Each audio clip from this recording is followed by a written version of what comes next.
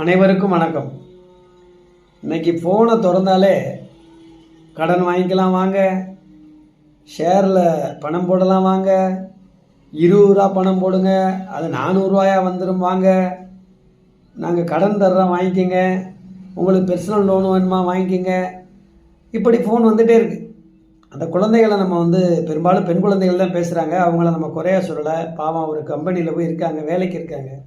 ஆனால் அதை இயக்கக்கூடிய கம்பெனிகள் எவ்வளவு திட்டத்தோட அப்பாவி மக்களை ஏமாற்றலான்னு நினைக்கிறாங்க. பாவம் அப்பாவி மக்கள் இதை நம்பிடுறாங்க. படித்த குடும்பத்திலே நம்பிடுறாங்களே. நியோ மேக்ஸ் வந்துச்சு, எத்தனையோ கோடியை கொண்டே கொட்டுனதில் யார் தெரியுமா அதிகம்? ஆசிரியர்களுங்க. நல்ல சம்பளம் வாங்குற ஆசிரியர்கள். அவங்களே ஏமாந்தாங்க.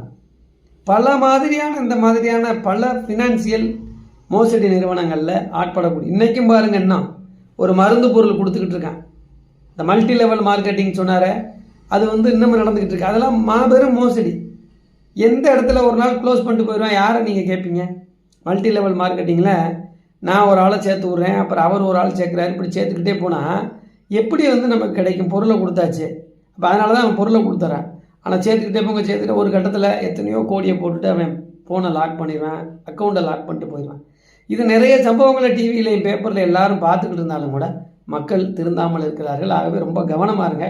யாரும் நேரடியாக தவிர்த்து கடன் கொடுக்க மாட்டார்கள். இதில் தெளிவாக இருங்க.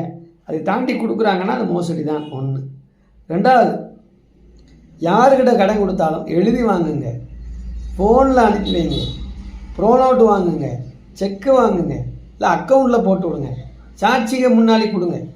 இடத்துக்கு பணம் வாங்குறீங்களா, அட்வான்ஸ் கொடுக்குறீங்களா, பத்திரத்தில் எழுதி வாங்குங்க, அட்வான்ஸை நீங்கள் பதிங்க.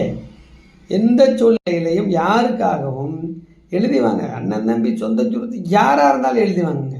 இன்றைக்கி அப்படிப்பட்ட ஒரு மோசமான சூழ்நிலை. ஆகவே நாங்கள் ஒரு நேரம் நீ கொடுத்ததுக்கு ஆதாரம் இருக்கா போலீஸ் கேட்கும், கிரைம் போலீஸ் கேட்கும். என்ன சார் வச்சுருக்கீங்க? நான் கொடுத்தேன் சார், தர்மம் சார், நீதி சார், மனச்சாட்சி, அதெல்லாம் எடுபடு.